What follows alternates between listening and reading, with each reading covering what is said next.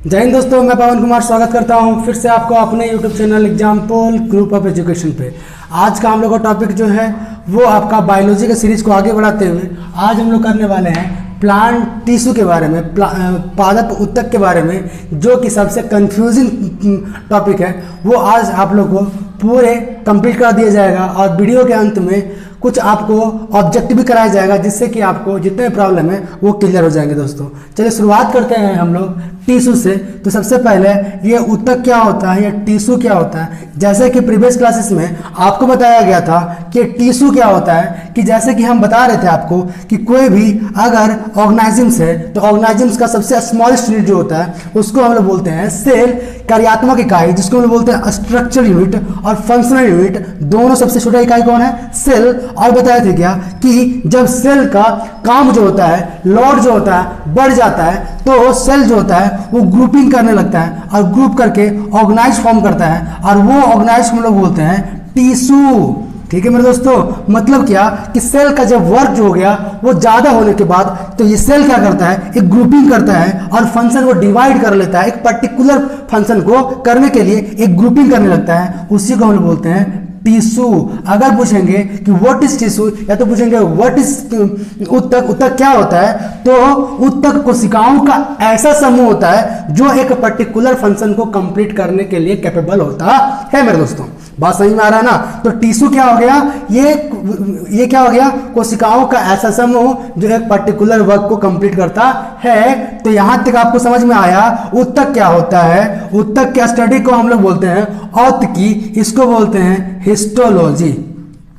क्या बोलते हैं, हिस्टोलॉजी। और हिस्टोलॉजी को आप पूछेंगे हिस्टोलॉजी क्या है, तो हिस्टोलॉजी बायोलॉजी का एक शाखा है जिसके अंतर्गत हम लोग टिश्यू के बारे में, उत्तक के बारे में अध्ययन करते हैं।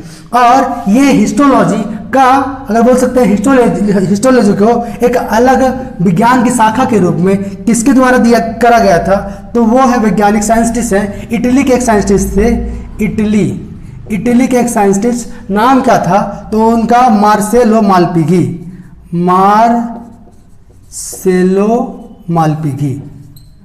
मालपिघी, ठीक है।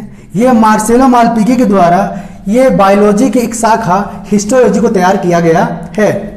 उसके बाद क्या आता है मेरे दोस्त, ये हिस्टोलॉजी का नाम, हिस्टोलॉजी ये मायर नहीं रखे थे, सॉरी, ये हिस्टोलॉजी का नाम, हिस्टोलॉजी ये मार्सेलो मालपिघी नहीं रखे थे, इसका नामकरण करा गया था मायर के द्वारा। एक अदर साइंटिस्ट थे मायर, जिनके द्वारा हिस्टोलॉजी को, जो वैज्ञान का शाखा जो था उत्तक के अध्ययन को, ठीक है, उनका नाम रखे थे हिस्टोलॉजी। ठीक है मेरे दोस्तों, तो यहां तक आपको बात समझ में आता है। चलिए तो आगे स्टार्ट करते हैं हम लोग। सबसे कंफ्यूजिंग चीज जिसको हम लोग आगे बढ़ाते हैं, उत्तक का टाइप, ठीक है, मतलब कि प्लांट उत्तक का टाइप और उसका फंक्शन को आगे बढ़ाते हैं। तो आप देख सकते हैं कोई भी प्लांट हम लोग टिश्यू का बात करें, ठीक है, तो कोई भी प्लांट टिश्यू को मेनली हम लोग दो पार्ट में डिवाइड करते हैं। और देखिए इसका मेन डिवीजन हम लोग दो पार्ट में कर रहे हैं। उसका मेन रीजन क्या है, तो उसके डिवीजन के अकॉर्डिंग यहां पे देख सकते हैं ये है आपका मेरिस्मेटिक टिश्यू और ये है आपका परमानेंट टिश्यू। तो मेरिस्मेटिक टिश्यूज क्या होता है, ये टिश्यूज इन लाइफ, ठीक है, मान लीजिए कि कोई प्लांट है, तो ये प्लांट है ना, तो प्लांट इन लाइफ क्या करता है, मेरिस्मेटिक टिश्यू जो क्या होता है कि अपने आप को डिवीजन करने का कैपेसिटी रखता है। और ये आपका परमानेंट टिश्यू जो है वो कभी डिवीजन नहीं करता है। जैसे आप ध्यान से बात को समझिए, जैसे कि हम एक यहाँ से प्लांट का फॉर्मेशन कर रहे हैं, तो यहाँ पे देख सकते हैं कि अब नॉर्मली क्या देखे होंगे कि कोई प्लांट जो होता है वो कहाँ से डेवलपमेंट करता है, एक आपका यहाँ से अपर पार्ट से डेवलपमेंट करेगा और एक पार्ट आपका लोअर पार्ट से डेवलपमेंट करेगा, ठीक है।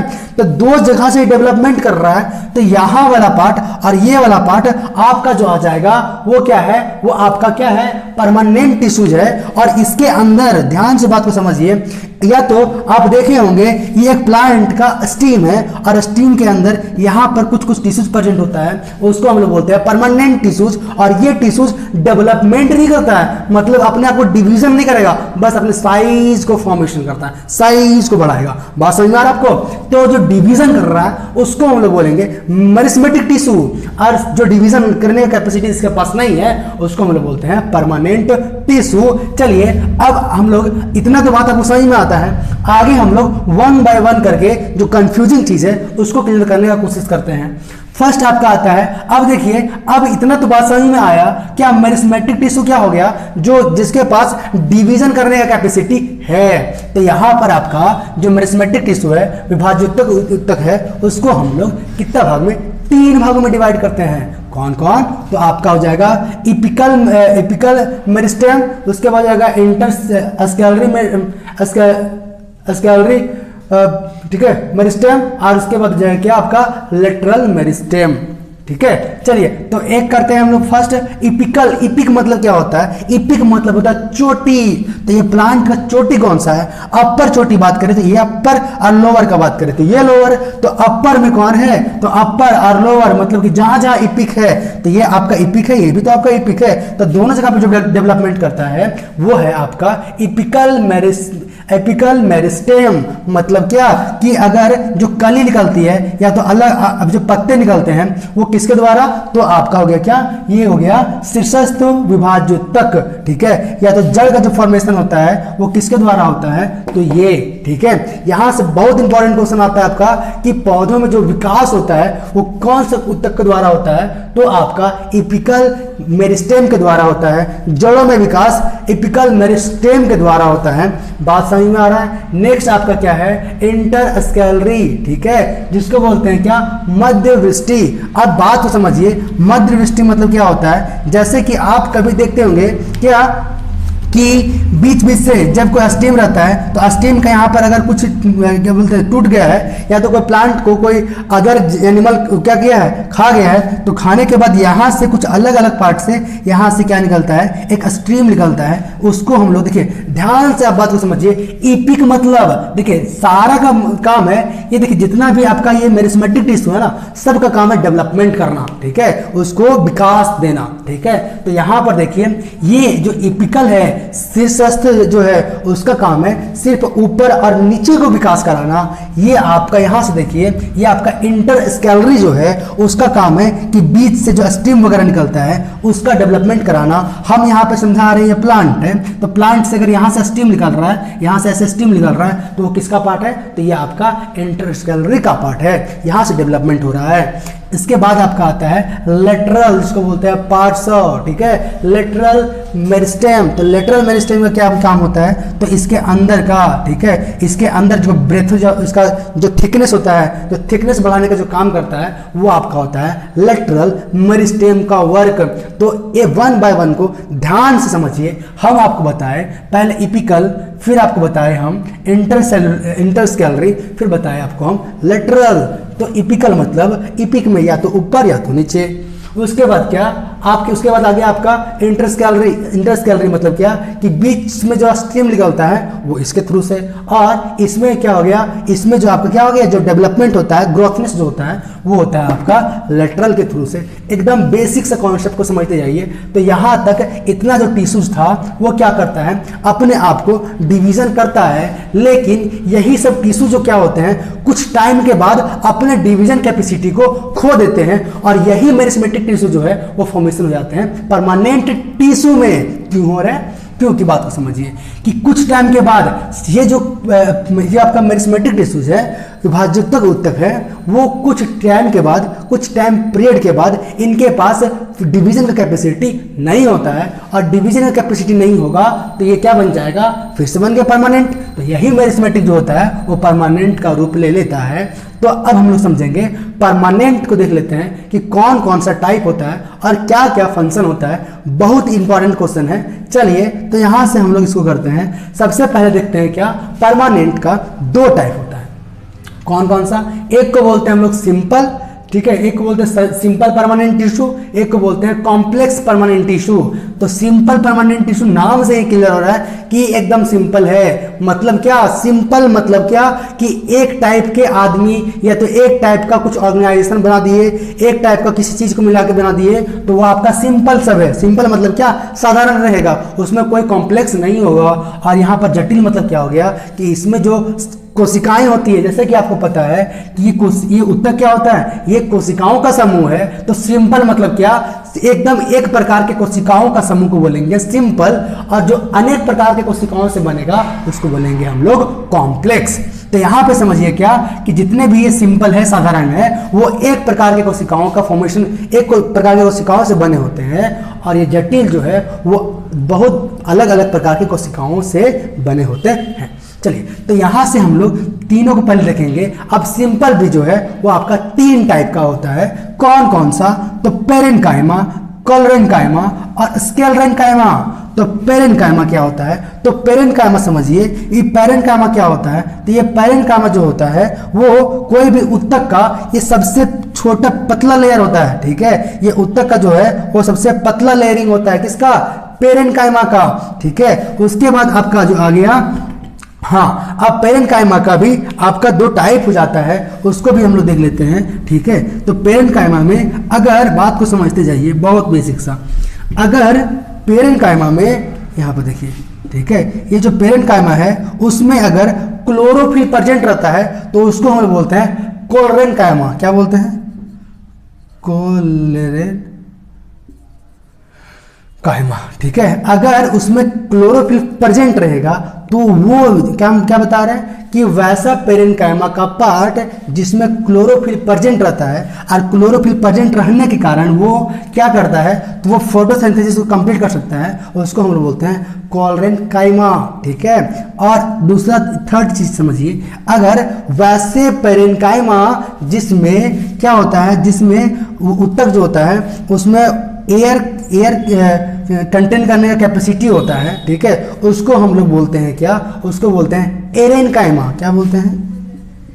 एरेन्काइमा, ठीक है। एरेन्काइमा क्यों? क्योंकि इसमें एयर को कंटेन करने का कैपेसिटी होता है। जैसे कि आप देखे होंगे जितने भी हाइड्रोफाइट है उनका जो स्टेम जो होता है वो क्या होता है, उसका स्टेम जो होता है वो बाहर बोल सकते हैं वो वाटर के सरफेस पे फ्लोट करते रहता है। तो वाटर के सरफेस पे फ्लोट करता है क्यों? क्योंकि उसके अंदर कंटेन क्या है? एयर कंटेन है, और एयर कंटेंट है मतलब क्या? उसका जो वेट है वो आपका लाइट वेट है, और लाइट वेट होने की रीजन से वो क्या कर पा रहा है? वो अपर में है। तो उस टाइप का जो ऊतक होते हैं उसको बोलते हैं एरेन्काइमा, और जिसमें क्लोरोफिल प्रेजेंट है उसको बोलते हैं क्लोरेन्काइमा। और यहां से इतना चीज आपको इजी से समझ में आ गया होगा। आगे हम लोग बढ़ते हैं क्या? कोलेन्काइमा, और उसके बाद देखेंगे स्क्लेरेन्काइमा।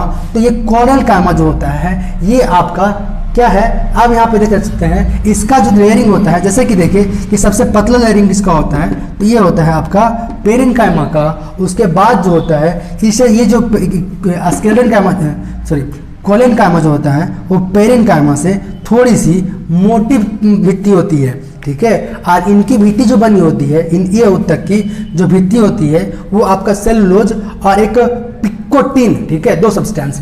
एक आपका क्या बताए? सेलुलोज और एक पिकोटिन, ठीक है, पिकोटिन की बनी होती है, ठीक है दोस्तों। तो ये यहाँ से इंपॉर्टेंट हो गया।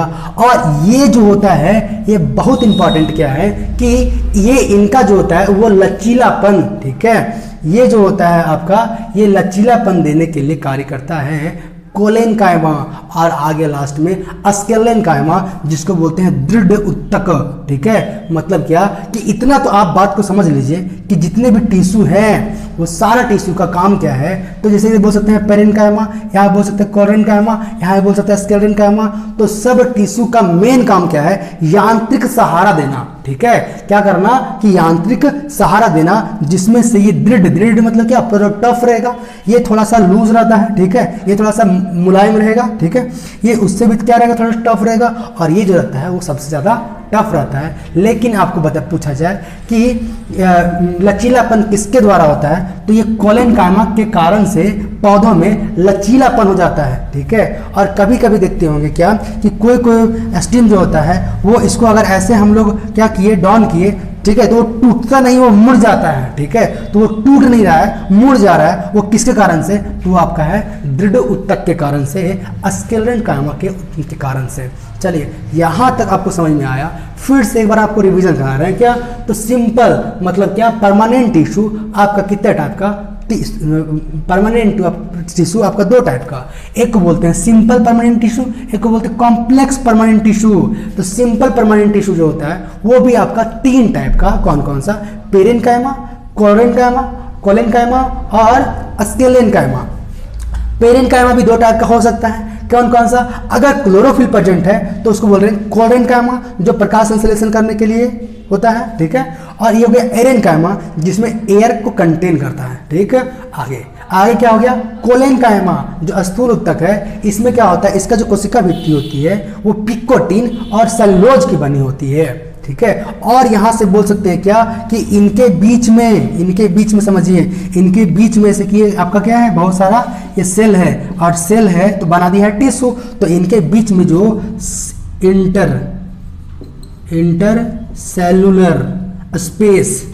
इंटरसेलुलर स्पेस जो होता है वो होता है मैक्सिमम, और इसमें जो होता है वो इंटरसेलुलर स्पेस जो होता है वो मिनिमम कम होता है। तो यहाँ तक आपको बात समझ में आया, लचीलापन इसके कारण, दृढ़पन इसके कारण, इनका जो लेयरिंग होता है वो टफ लेयरिंग होता है। तो इतना बात समझ में आता है आपको। आगे हम लोग बढ़ाते हैं क्या, कॉम्प्लेक्स टिश्यू।